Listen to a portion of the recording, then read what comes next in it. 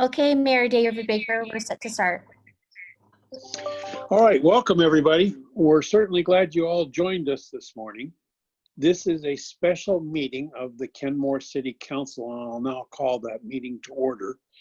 And because it is a special meeting, we are limited in what we can discuss.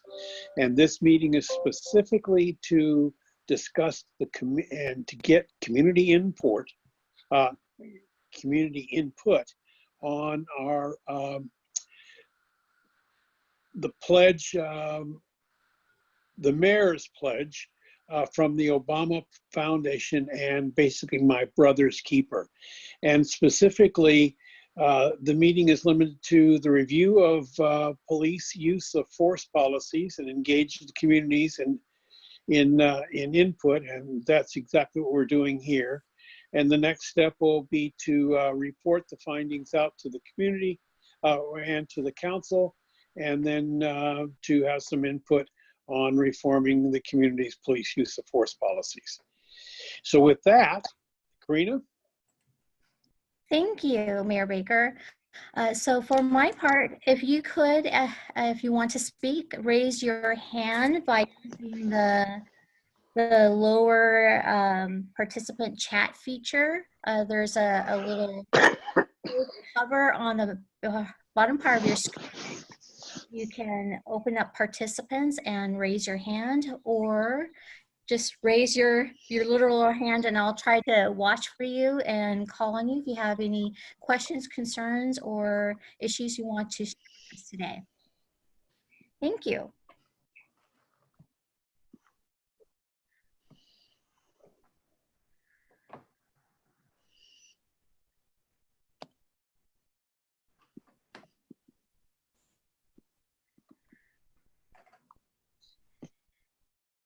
David Dorian, would you like to go ahead?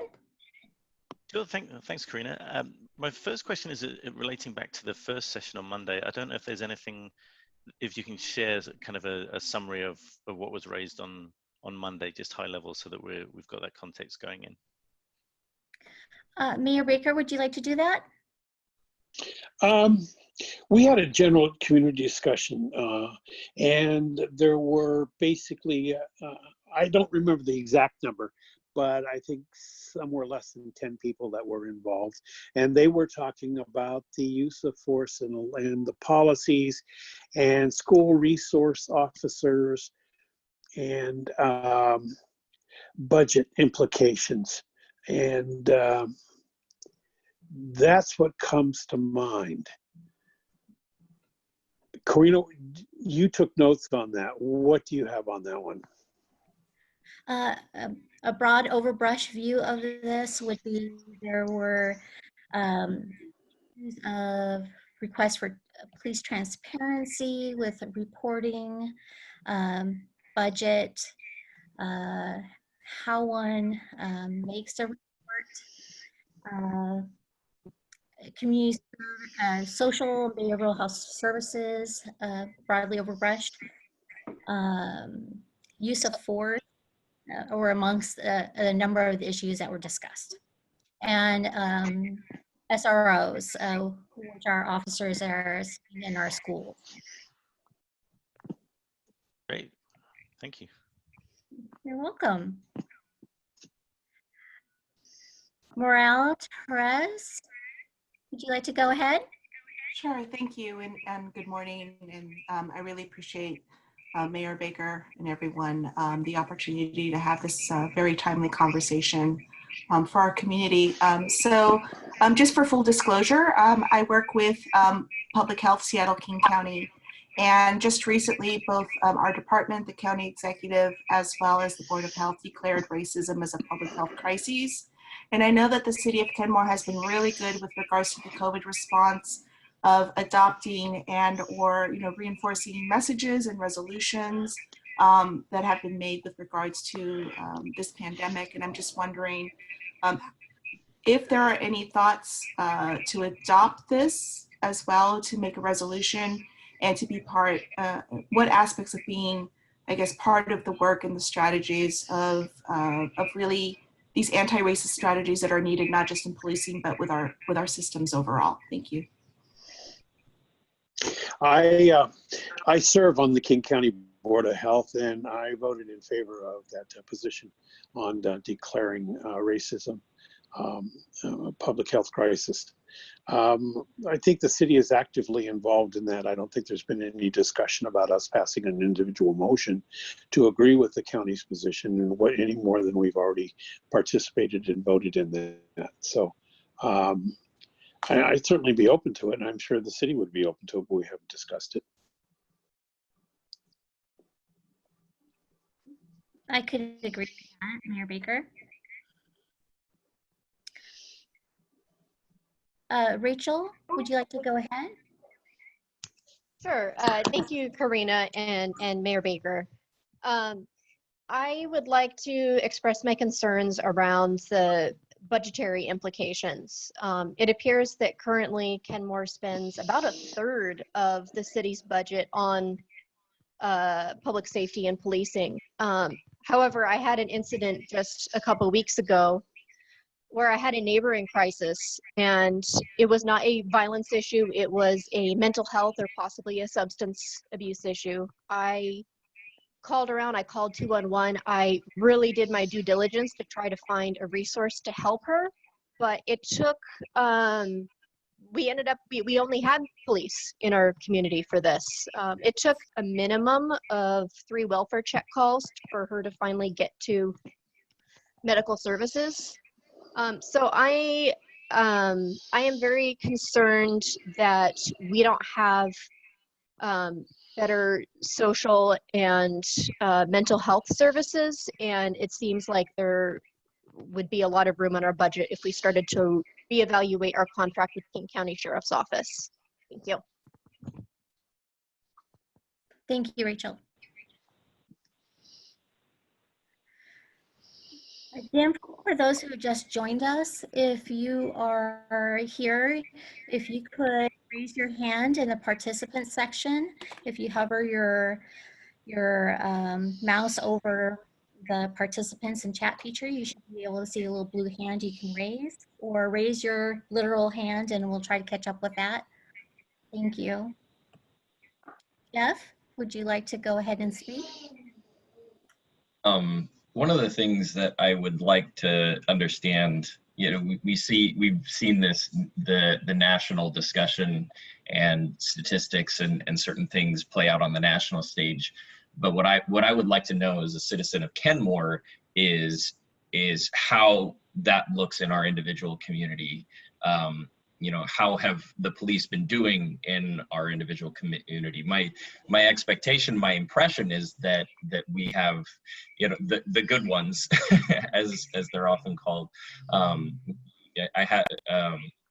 But that's just my individual experience, and I would love to see that impression and experience backed up by information, and to make so that they're, again, kind of pointing to transparency and accountability of our police. And I would also second the woman who spoke before, that I would love to see more resources in tandem. Like, we don't, I wouldn't necessarily say to take away from our public safety budget, but the police budget, I feel like public safety and those social services in response to you know, drug addicted or you know, people who are mentally ill, that should be part of the public safety response. And so I don't know what that looks like, but whatever creative solutions there are to incorporate more of that, the social services responses in addition to any potential you know, police response, I would view that as something that I would very, very much support. Thank you, Jeff.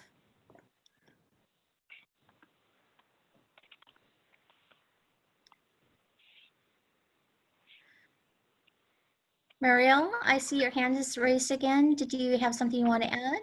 Yes, and thank you again. And just, I wanted to add from the previous 2 speakers, just I guess with the idea of full transparency, a number of communities are creating community oversight committees to work in tandem with local government and their law enforcement partners. And I'm wondering if there's any thought with regards to taking that approach within our city. Thank you.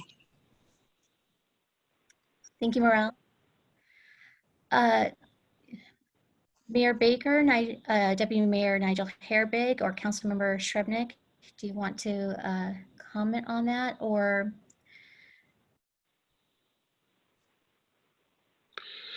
Yeah, this is a listening session, so not at this time. Thank you, Mayor Baker. And just to clarify, today's listening session is an opportunity to receive feedback from the community and our partners, and add that to a report for the council as we proceed in this work forward. Lisa Keller, would you like to go ahead?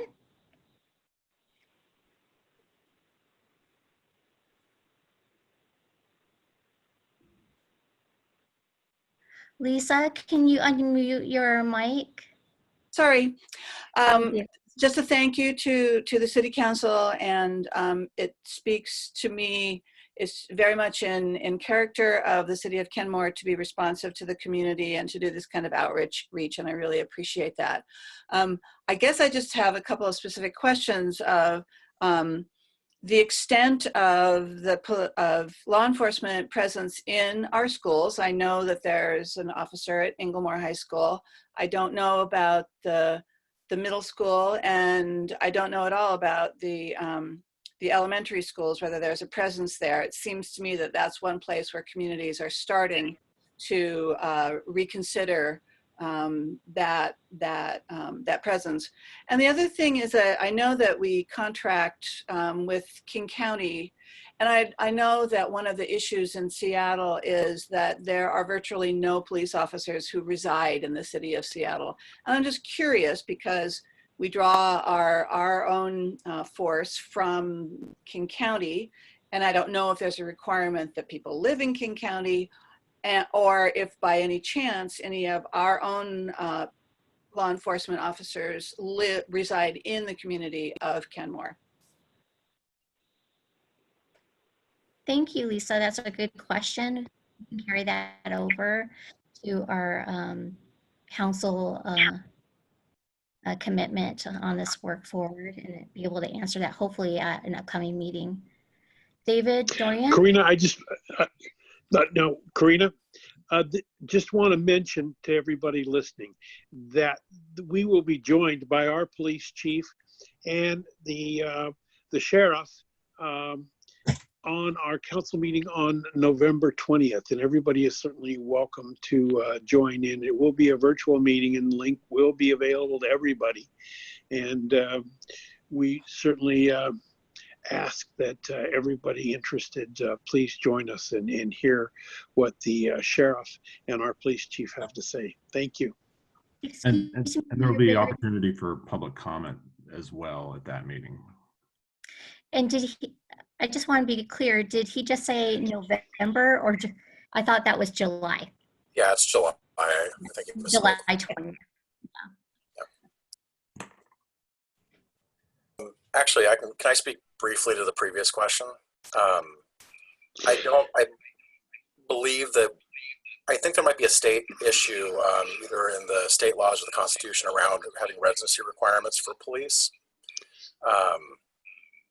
So I'm not sure if there's any way to require folks to live in the jurisdiction that they serve. And I know Seattle was looking at something similar years ago, and they ran up against some constitutional issues with trying to look at a residency requirement. So.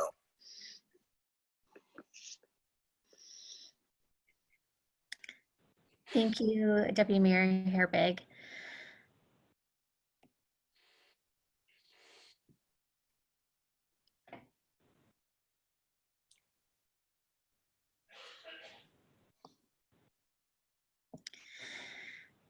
Again, if you have any questions, comments, or concerns or issues you want to raise, go ahead and raise your hand in the participant section, which is on the lower part of your screen, or you can raise your literal hand and we'll call on you. Karina, did you want me to go? Because you called on me before that. Thank you, Okay. David. Sure, great. I'm trying to express this as feedback because I know that's the purpose of the session. But to piggyback on Marielle's comment as well, I think the feedback is about how we intend to go about collecting community input for the Obama Pledge. So I think the point about public fora, advisory groups considering those sorts of things. I think meetings like this are great, but I think I come from a market research background myself, and I know that the format in which you conduct the research, you do have to be careful that you're not self-selecting the sort of people that will attend meetings, and actually try and find a way to go out to contexts to get broader comment from community. So just interested in how research will be designed, or giving feedback to suggest that it would be good if research were designed in such a way as to make it inclusive and accessible to the members of our community who might be less inclined to join meetings like this, to give public feedback, as it were. The connected comment to that, if I can give a connected piece of feedback, is around the spectrum, because I know there's a lot of focus on use of force, and rightly so, within the Obama Pledge for the city itself. It is part of a broader spectrum, though, of comment about community policing, which goes everywhere from racial profiling all the way through to accountability issues as well. So I would encourage, as part of feedback, for the city to look more broadly than specific use of force data and commentary, because there is a need to gain more context in that spectrum. I mean, for example, again, from a research background, I've looked at the dashboard from King County for use of force. It is interesting, but it doesn't really give me a whole lot of context to understand and go deeper. I think there's probably more contextual information in crime reports, etc., and crime statistics, or actually in policing statistics in terms of searches and characteristics of those who are being involved in police action compared with the demographics of the city as a whole. So that sort of contextual data, as a piece of feedback, I just encourage the City Council to consider that as we go about engaging in this pledge. Thank you, David. Sharon Williams, your hand was raised there for a while and is now lowered. Did you want to speak, or have you changed your mind?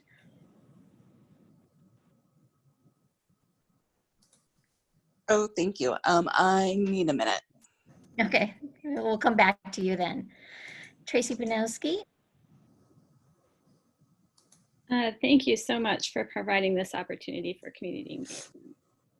It's important, and I appreciate it. Some of the thoughts that I have, or many of the thoughts that I have, are coming out of the national conversation about policing and community engagement with the police. I'm concerned about the increasing militarization of the police, which I think is a community relationship issue. Seems like the more militarized the police become, the greater the separation between police and the community becomes. So I'm interested in things that we can do to kind of close that gap. And think about how do we come together and work together as and not have so much separation. And then I'm also concerned about accountability. I think it's great to have policies in place. We clearly need those things, clear communication about expectations.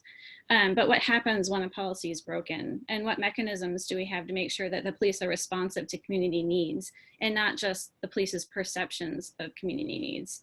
I think this is also a relationship issue.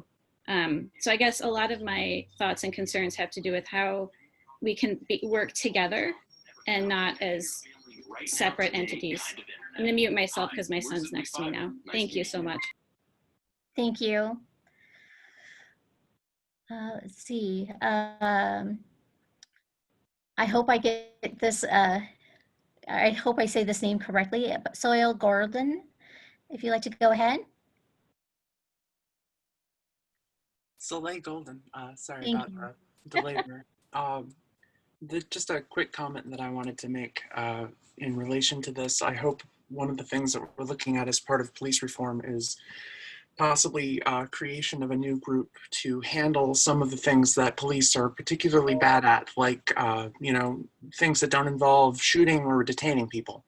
Mental health crises would be a good example. I'm a trans person, as an example, and I have a lot of trans friends who have had mental health crises, and I've had the unfortunate experience of a friend who had a mental health crisis that caused someone to call the police on them and resulted in them being detained, and all kinds of unpleasant things. And I'm sure all of us could give any number of personal experiences and personal, you know, other people's personal experiences of these sorts of problems. But ultimately, I think it's that our cops are doing too much. We expect them to solve every problem that we have in society, and they're trained primarily to stop people from hurting one another, or more specifically from destroying property. And that's not a tenable solution. So I'm really hoping to see some kind of a, you know, maybe social workers involved in a response role or something to that effect. Thank you. Thank you. I see Carlos Gill's hand raised. Would you like to go ahead? Yes. Hi. Thank you all for this meeting. I'm interested in knowing what the challenges have been for the police department in Kenmore.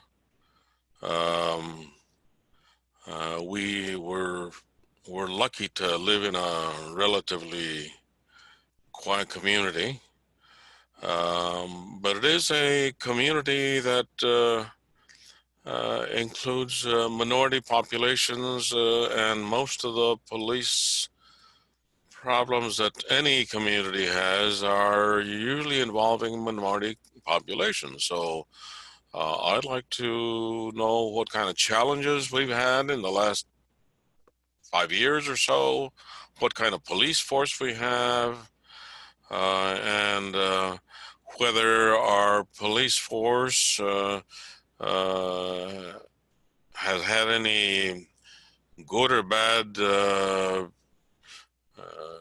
experiences with these communities. At this point, I'm in the dark. Thank God I in a position where I don't have to see police people coming around very often. So that would be my concern at this point. Thank you. Thank you, Carlos. I do have a question for clarification. When you say a kind of police force we have, can you be a little bit more descriptive? Are you? Well, no, I just have no impression of our police force. I have zero impression. I don't know what it is, who makes them up, no impression. So I'd like to know about that. Thank you, Carlos.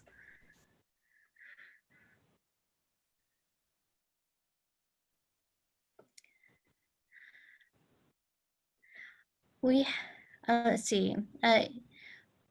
Again, if you joined the meeting a little bit late and you're popping in, if you are wanting to speak, you have a question or comment or concern, go ahead and have your hand over to the lower part of your screen where it says participants, and click on the raise your hand blue feature or raise your virtual hand, and we will call upon you.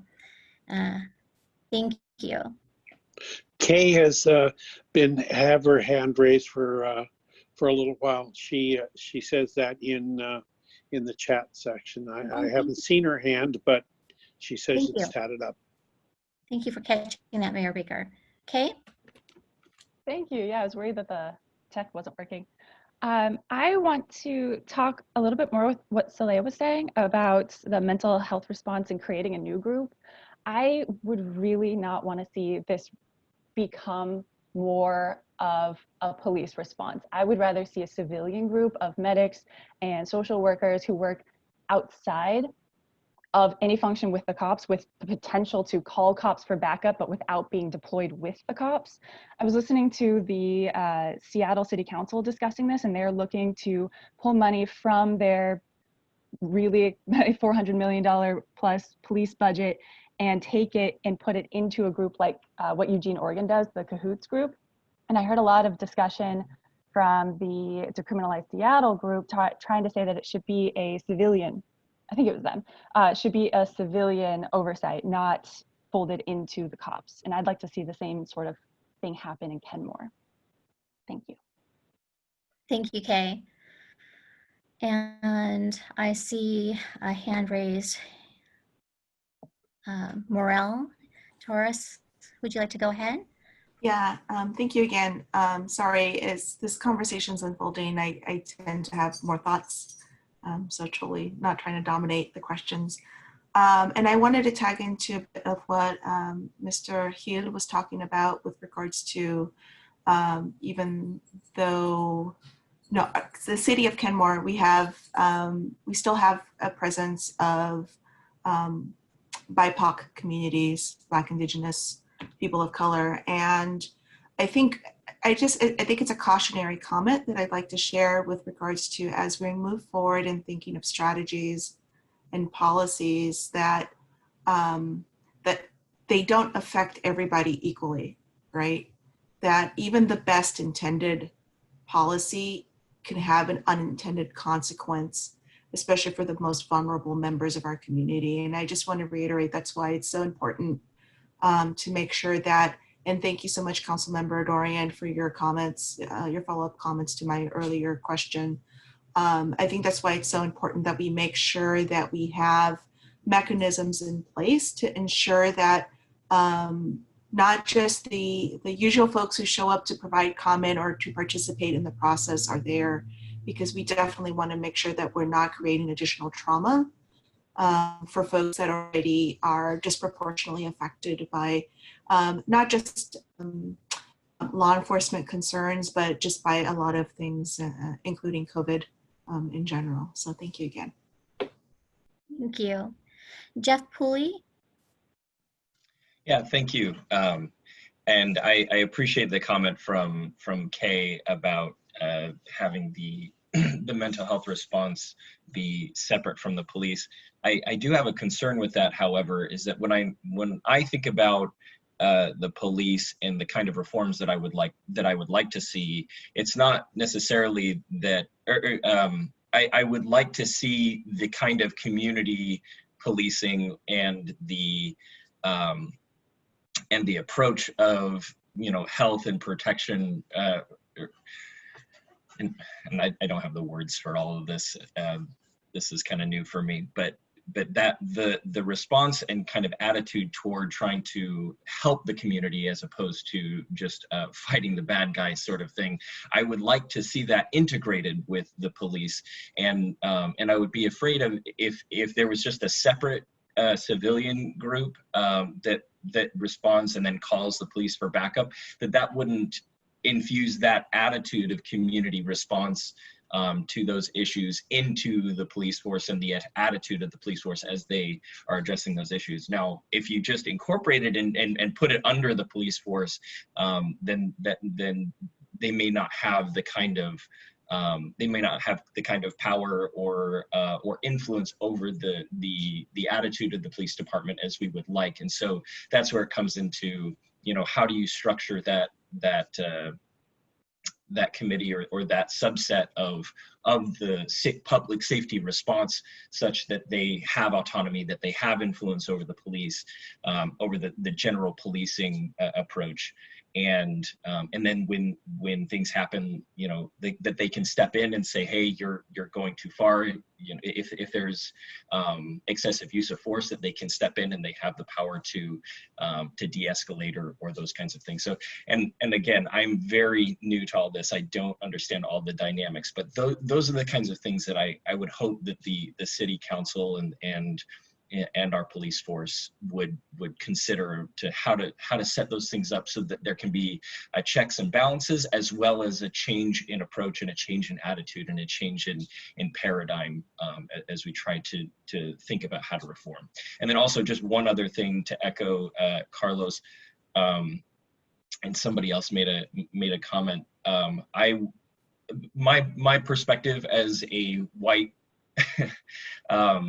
heterosexual male is very narrow in scope, and certainly not the perspective that that has been a part of our national. And so and I would want to make sure that we are doing a more specific outreach to those members of our community that are impoverished or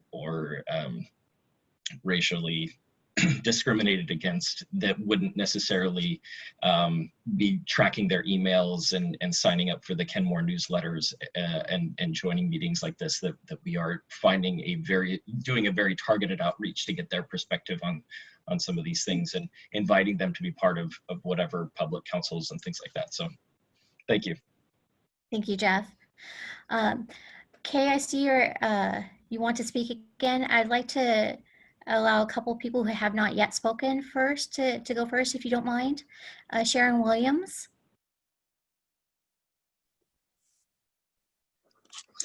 Thank you. And thank you for giving me a minute to tend to my blood sugar there. So I want to echo a lot of the sentiment that's already being said. And there are three pieces, I guess, that I really want to speak to. And one is just having more relationship between the police force in Kenmore and the community. I think would be really helpful. That it's, I think that when there are relationships with the community and that goes a long way. The second piece is, I know that we have kind of a pilot program called Radar, where we're sending out social workers with police officers. And I would really love to see money within our budget to be to help support the growth and development of that program.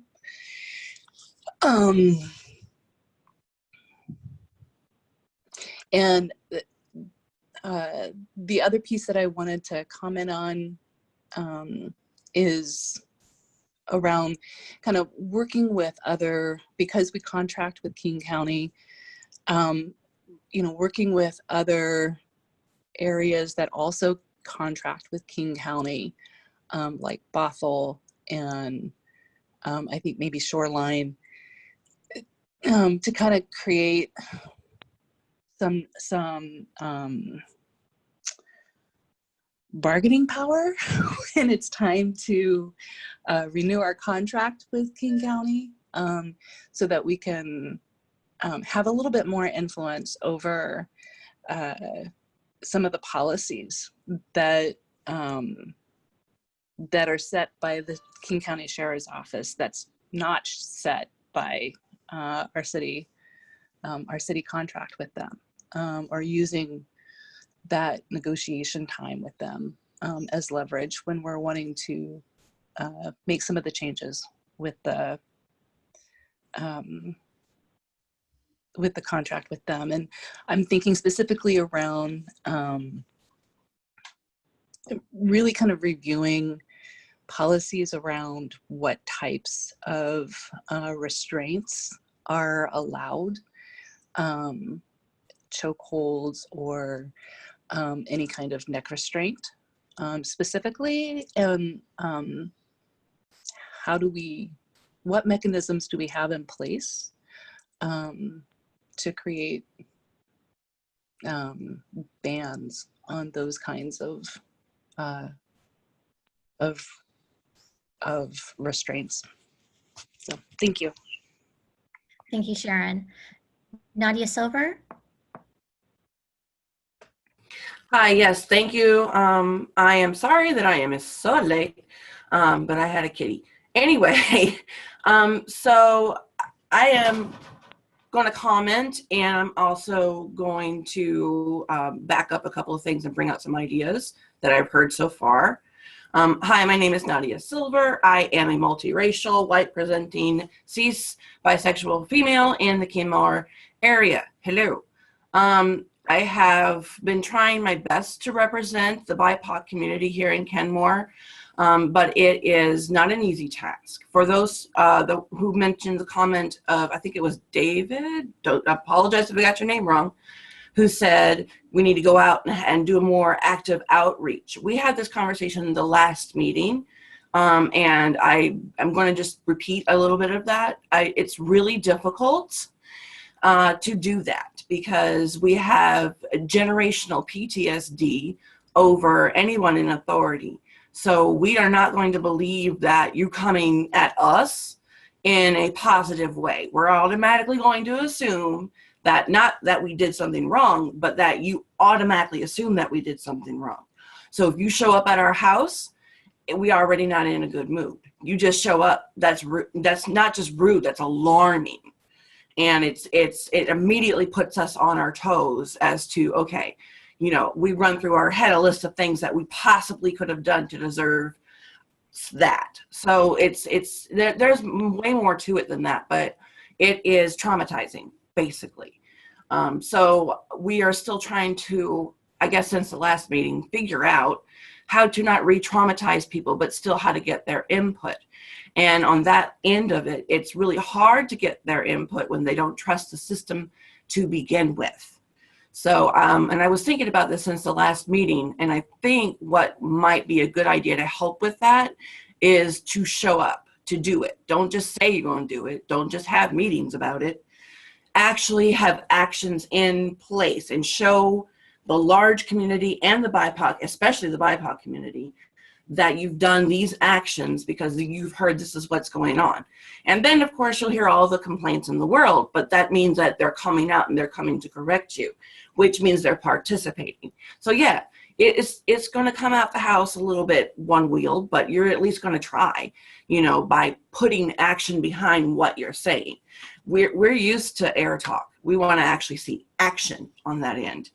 And as far as having a committee, some kind of something, checks and balances, I 100% agree with that, Ms. Torres. I think that we should have something structured on our own checks and balances system that we have, yes, the police to help with the physical, if things get physical and dangerous, yes, but only that. We should also have a part where things can be de-escalated.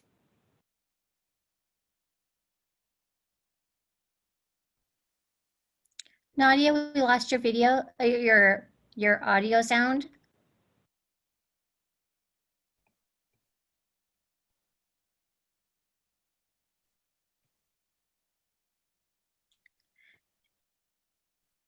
Nadia, we lost you on, there you go. What part did you miss me on? Just your ending there. Oh, basically the checks and balances system. So we need something like we already have our government at large, the federal at large structured on. So we need the police for the physical part. We need someone for the mental and ethical part, and we need someone to check on that. And then we need to be able to have those two checking between each other, like really was physical necessary or really was it more, you know what I'm saying? It needs to be triangular. We can't just have and say we have, oh, we just have the police for this and we just have this one person for this. We need to have someone to check them too, so. Thank you, Nadia. Kay, you've been waiting patiently. Thank you, no problem. So for all the discussions about potential reform kind of things, or even what Jeff was saying about how he wants the cops to be part of it because he wants them to be part of, the community and healing versus just, the blunt instrument of coming out and attacking. I wonder to what degree Kenmore can even control that kind of thing, and what degree that's just King County Sheriff's Office. Like I know King County Sheriff's Office, like body cams, for instance, they've been trying to get King County Sheriff's Office to get body cams since Tommy Lay was murdered back in 2017, right, for holding a pen. Like these are things that are trying to happen with that entire department. And I don't know that Kenmore gets to come in and say, well, we can do that though. So I think that I would rather see our elected officials looking to again, find ways to take money out of the police and put it into the community, into groups that specifically are there to be somebody Nadia could call when she won't call the police, or I could call in a neighbor when I won't call the police, because I don't know any of these policemen. And I don't know that even if I did, it would matter, because I'm still afraid of calling the police on a neighbor.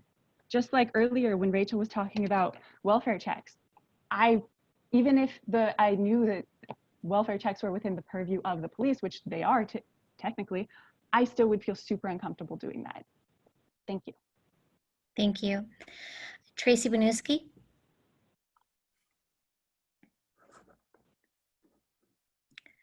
Thank you. I wanted to circle back around to what kind of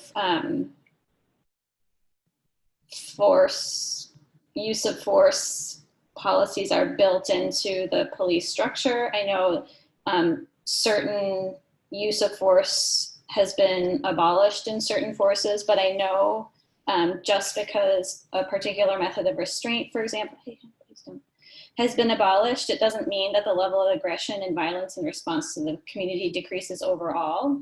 So I would hope that instead of just looking at these things piecemeal, that there could be a more holistic accounting of maybe police culture. I think that's something really important that we need to consider in this conversation. So thank you. Thank you. And just again, if your camera is off, we are not going to be able to see you raise your literal hand. And if you want to speak, go ahead and either raise your absolute hand in the video, or raise your blue hand in the participants. Soil Garden. You want to unmute? I just Thank wanted to clarify my previous point. I mentioned earlier that I thought we should have a different group to respond to non-life-threatening individual incidents. And I want to clarify that it's essential that that group operates separate from the police. So I was hearing earlier that we have some social workers that are riding along with police, which is a good start. But I've gotten the impression from both my research and my lived experience that police across the entire country have developed a culture in which respect of officers is not only expected, but outright required. And I say that because our laws are written with gray areas in which an officer judgment is really the determination of whether or not your action, whether illegal or not, ends up in court, and whether or not, if you're a poor person, your walk to the store ruins your year, month, or life. So I think it's really, really important that, we have some separate group other than the cops that have this culture in which you have to show respect, or they might just ruin your day. Like that's kind of been the life that I and a lot of queer and BIPOC folks, friends of mine, have sort of lived. And it would be nice to have someone to call that doesn't give you that option. That's all. Thank you. Thank you. Stacy?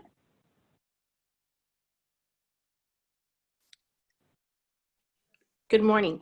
One of the things that I wanted to bring up is that we do right now have a great chief of police in Kenmore, and he's very friendly. He's very caring to the community. And I think that says a lot into where we're going to go in the future in Kenmore. But there's also the tendency to think that certain groups are represented by a few people, and the bad ones do not always represent the whole core. And I think that people need to remember that because of a few bad cops in every city and every force, that the whole policing is wrong, abusive, and things like that. And I have been associated, and I have relatives that are in the force, and I have some good ones and some bad ones in the past. And I do not support the bad ones because of my morals that, I support good people, and I support the coming out and the punishing of those that do cross the line to the dark side. and are abusive, or, you know, take the power to the limit to where they are, you know, hurting others, no matter what race they're in or what their sexual orientation or anything like that. So I think that part of the intuition of knowing good from bad and not holding every group accountable for the ones that are crossing the line. And I think all across the United States, you know, there has been more and more times that people have come out and pointed out the bad cops and also punished them and held them accountable for the things that they have done. This is all moving in the great direction of making our society acceptable. But I think we also have to acknowledge that there was a lot of cop killing not too long ago. And there was also a lot of criminal aspect that have been released back into the public that are causing us all harm in every area, whether you're a business, whether you're, you know, a politician, whether you're on the police force, or whether you're a citizen. And I think that also has to come into play and be taken care of to protect us all in our whole society. Thank you, Thank Stacy. Carlos?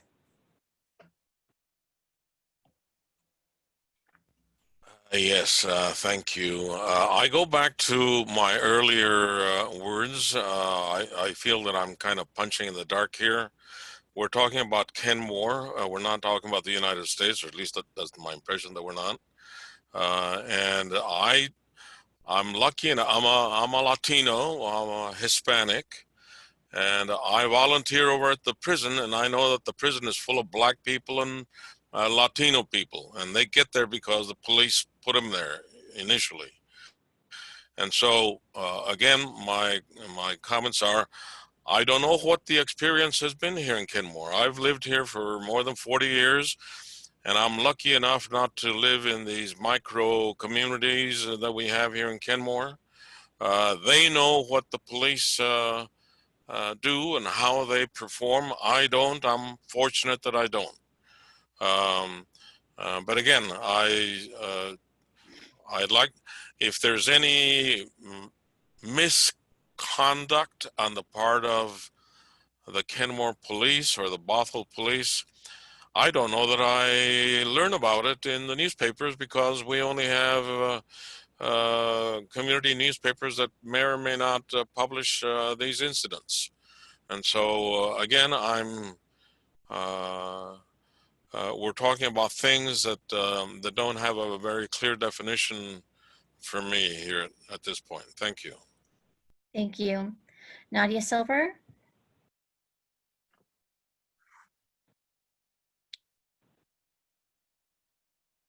Nadia, you're muted. Can you hear me now? Yes. Okay, great.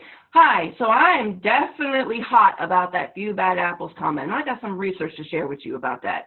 First of all, the original phrase was, a bad apple spoils the whole crop. A bad apple spoils the whole crop. And it has now morphed into this defense of, you know, people who are, you know, of a certain group of people. And that's not, first of all, how the original comment came out, okay? And it's not what that original few bad apples topics means. At a House committee hearing on police brutality on Tuesday, Republican Representative Mike Johnson blamed problems in law enforcement on a few bad apples. And on Thursday, at a discussion last week on race relations and policing, President Donald Trump said you always have a bad apple no matter where you go, claiming bad actors will always be a part of life, but there aren't too many of them in the police department. However, this is something that has been going on since the mid-20th century at least, okay? And even Zimmer said it's possible for the idiom to revert back to its original definition. But I do want to note, it ain't a few bad apples if it's been happening since the mid-1900s, okay? It has been beyond the pale at this point. If we are in almost mid-2000s, mid-1900s, mid-2000s, 100 years of a few bad apples, I don't think so. I highly disagree with that. Okay, obviously the original meeting hasn't been lost completely, or we wouldn't be talking about it, but it's still out there and it's still confusing people. You have two versions of things that mean the opposite. Make sure you do your research first before you quote something you don't know anything about. Thank you, Nadia. So, Al? Hello again. Just one more thing to add on to what Nadia just said. My favorite quote, which came from a marketing, of all things, a marketing conference, and I can't find a better source for it, but it is the, it falls right out of my head. The worst, what is it? The culture, there it is. The culture of any organization is defined by the worst behavior its leaders are willing to put up with. And I think that absolutely applies here. That's all. Thank you very much. Thank you.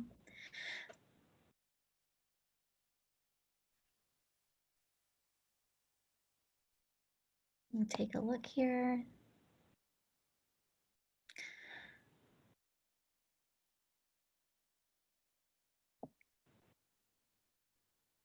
As we're getting closer to wrapping up, I just want to remind anybody who's joined late, you can raise your little hand.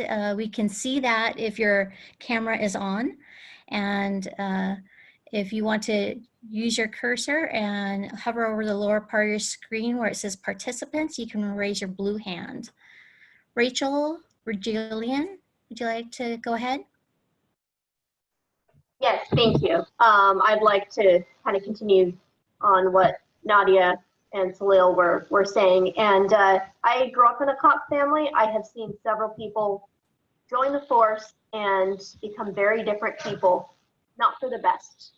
This is not a conversation about individual officers. This is a conversation about police culture and the different perspective and the different way they encourage people to view people. They become, it's very much a warrior class protecting against everyone. It's very toxic and it needs change. So yes, there might be some people who are good individuals, but they are in a part of that culture, and it affects everything that they do as officers.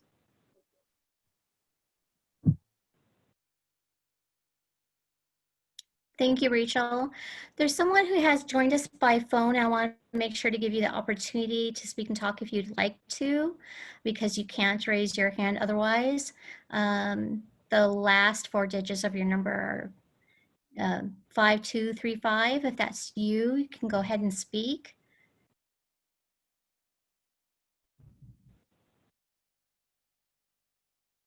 I'll give you one more opportunity if you'd like to go ahead and you're calling from the number with the last four digits being 5235. You can go ahead and speak. Yes, thank you. I've mostly just been listening. I'd like to hear what the community thoughts are on this topic.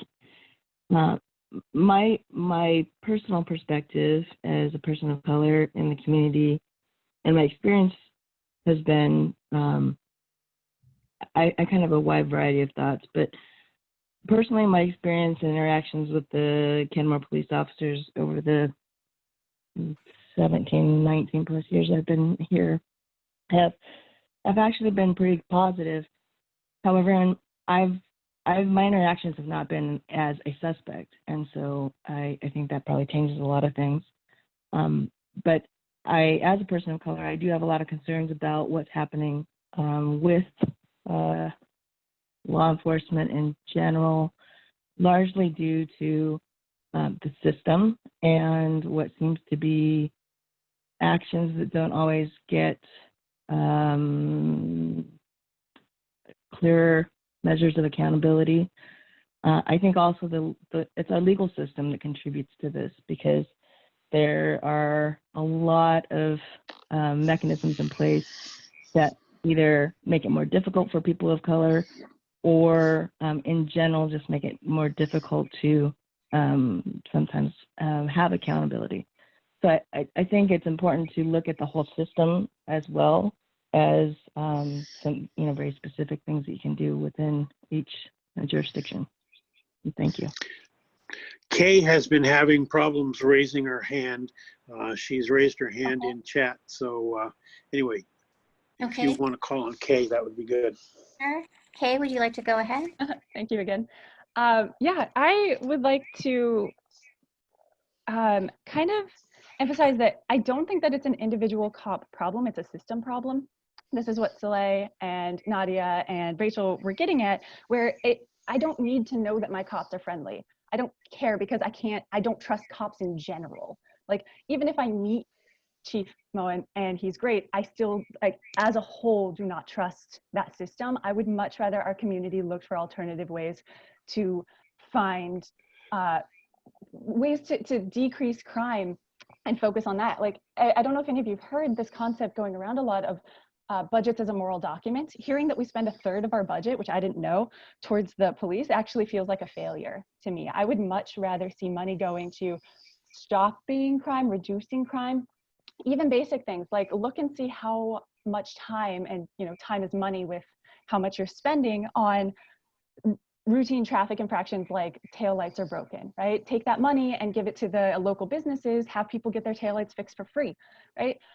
Or kids, why are kids acting out? Usually it's because they're bored. Why do we have SROs in there to police their behavior when we can otherwise give that money to, say again, local businesses who could provide after-school activities for those kids? I see it as a moral failure of a community when that money instead goes to a cop. Nothing against the cops, again, personally, it's the system. Cops, again, too, they, as a system, they're the ones that benefit most from increased crime. More crime, more people are afraid, more people give them the responsibilities and the lack of oversight in order to, quote unquote, do whatever they're going to do with crime. So it's not, again, that I'm saying Chief Moen or any of the Kenmore police feel that way. I'm saying that it's natural for any police to feel that they need to protect their own position. So as a community, I would much rather see things like, we're not going to hire new cops. We will look to figure out how we can peel the money away from the police and into other areas. And if you showed me in the next budget workaround that we actually were able to say, we don't even need a new cop because crime has gone down, because we don't, we have more Amazon lockers around, so there's less porch pirates or whatever, that the money goes to something productive as opposed to punitive. Thank you. Thank you. Suzanne Butcher, want to go ahead?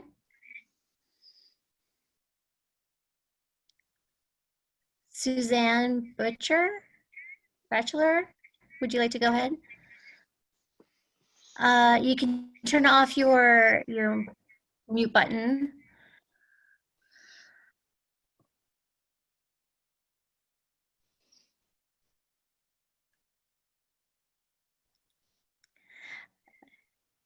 Oh, okay.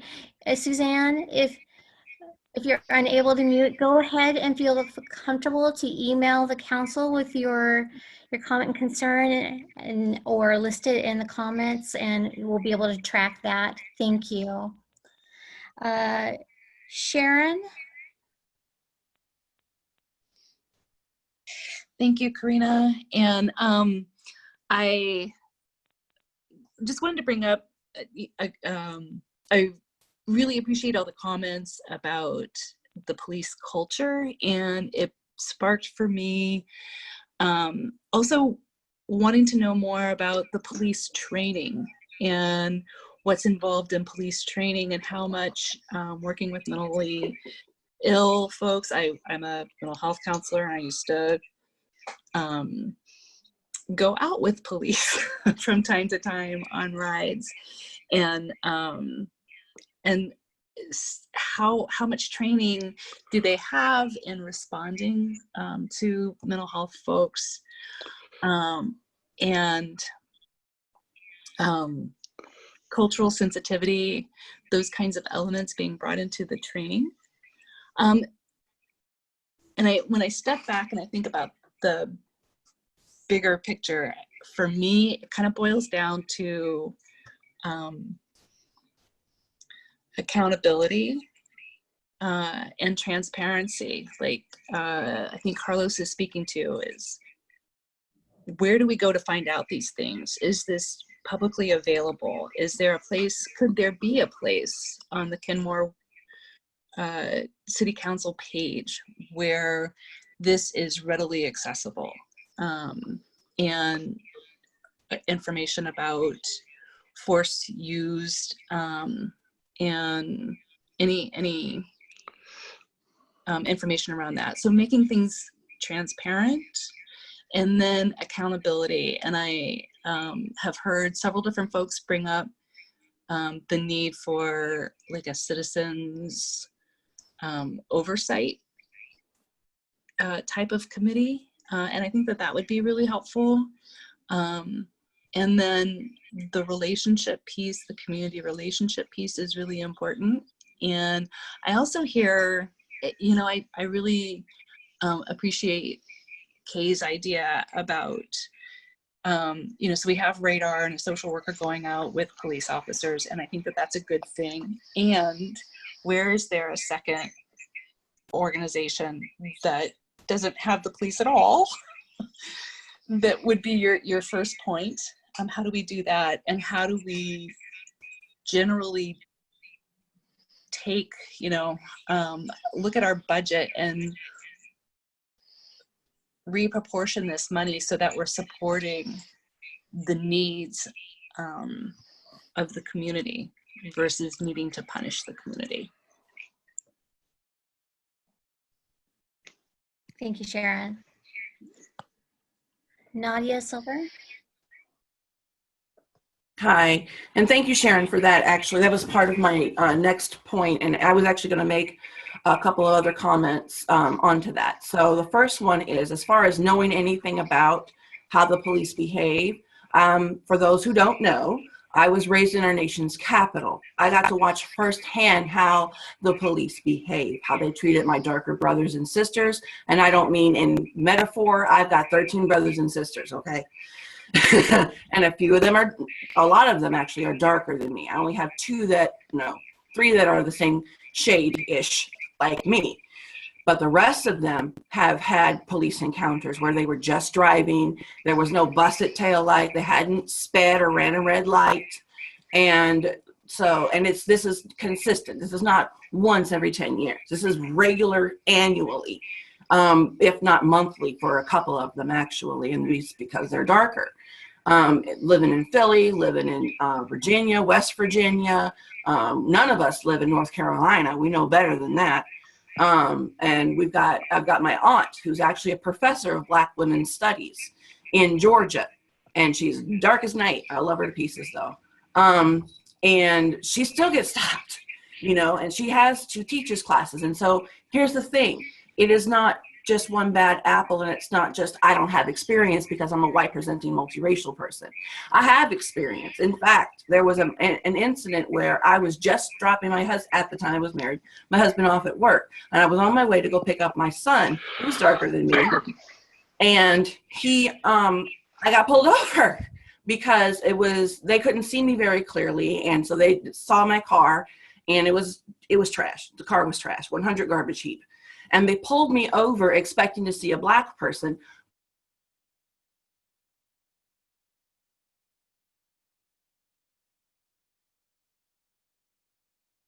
I think she's frozen there.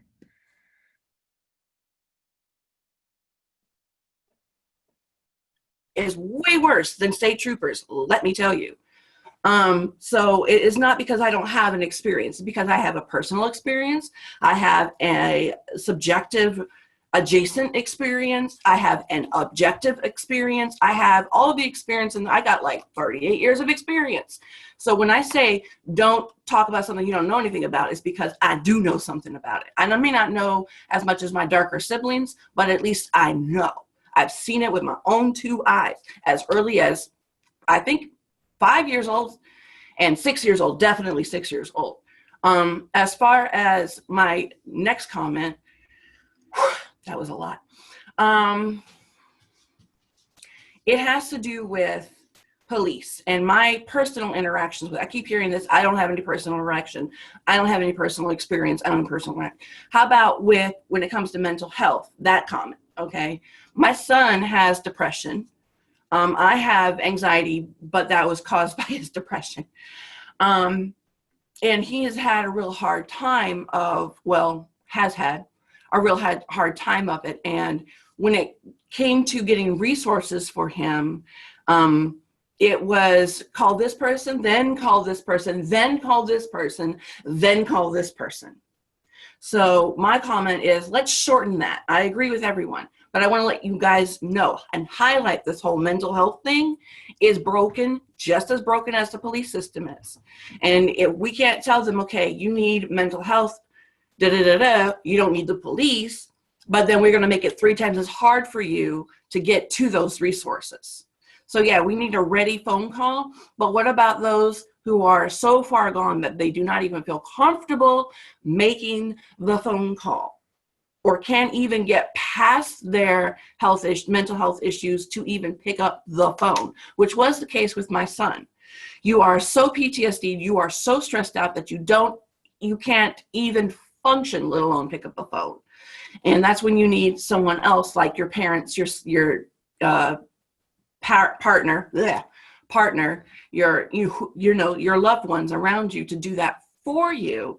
But when they have to go through 4 different freaking hoops to do that, that makes it damn near impossible for the person who needs the help to get the help. So the quick help is what? The police.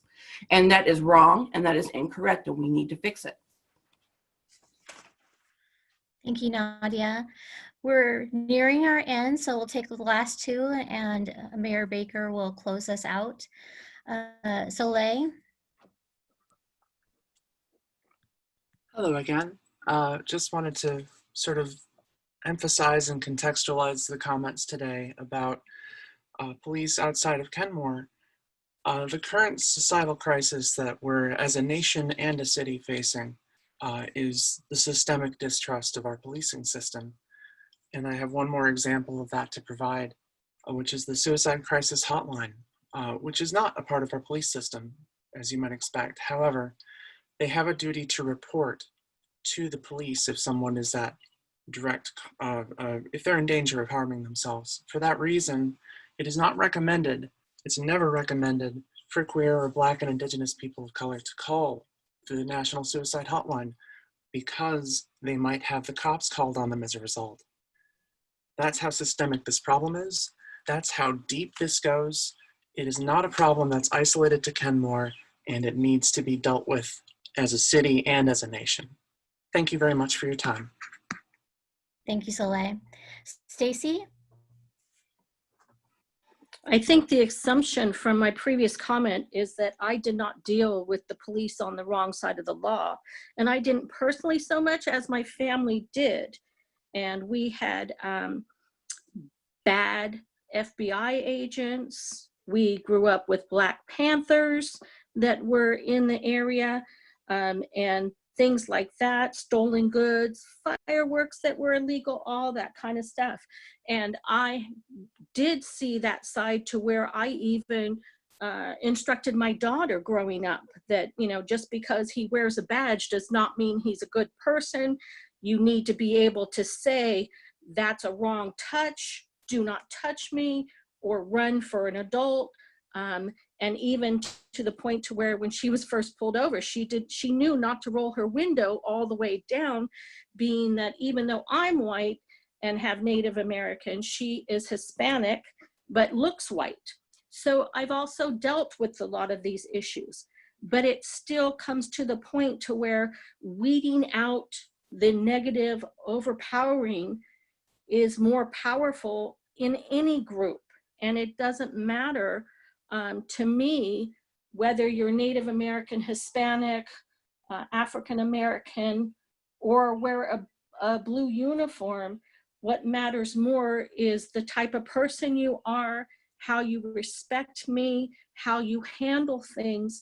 And it is a good thing for societies to weed out those that cannot handle that have shown too much power. And we had it right here in Shoreline with the officer that pulled over the motorcycle and shot the guy for no reason.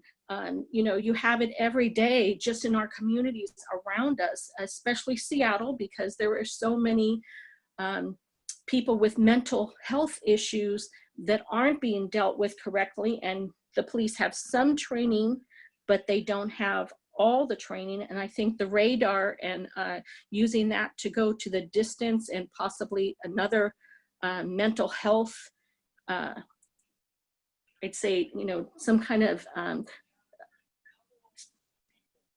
advocate that could help with that issue. And I have had to personally deal with scary situations of mental health issues that were not, I didn't do anything. I'm an innocent bystander. And this should not be to where it is to the extreme, to where there are so many issues out there that I have to call the police continually. But they are to protect and serve. And I think that that's one of the things that, you know, you have to be able to also come within yourself, that, you know, the majority of the police, especially here in Kenmore, are not there to come and arrest you if you call them. And I think we have a very good community with that. And that's all I have to say. So thank you. And I hope it helps to where we can improve, to where more people feel that they can trust our police and that they can trust that they're going to get the right kind of help. Thank you, Stacy. Real quickly, I want to thank all of our guests for attending today, and all of our fellow council members for joining in this listening session.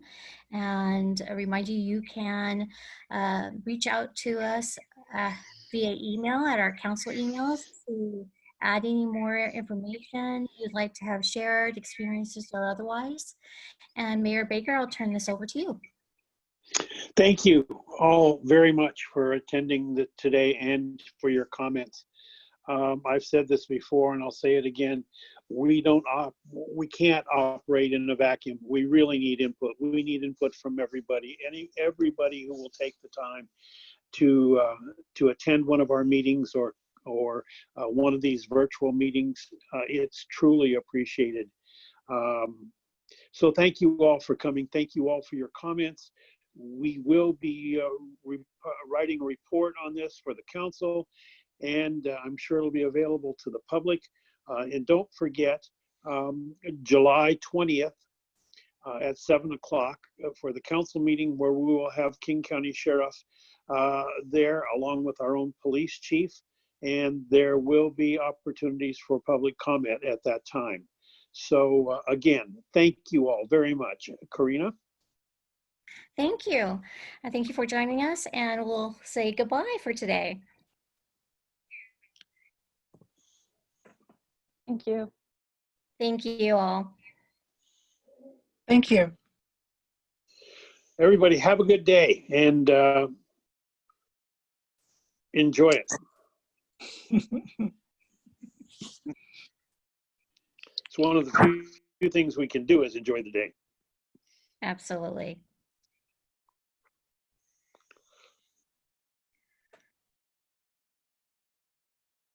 Thank you for having me. Thank you, Nadia, for joining us today, and thank you for your comments. It's really important to hear from everybody. Did I just unmute myself? Can you hear me? You did. You did. You did just in the meeting. So if you hang on, I'm going to have you do two things. Definitely email the council so they can have your feedback all together. And I'd be happy to hang on for just a moment, but I'm obligated to stop recording of the meeting in a moment. Yeah, I'm just excited that I figured out how to unmute. That's okay. Okay. All right. All right. All right. Thank you. Thank you. 20th. Thank you very much. Thank you, Anita. Thank you. Bye-bye. Bye. Yeah, leave button. Okay.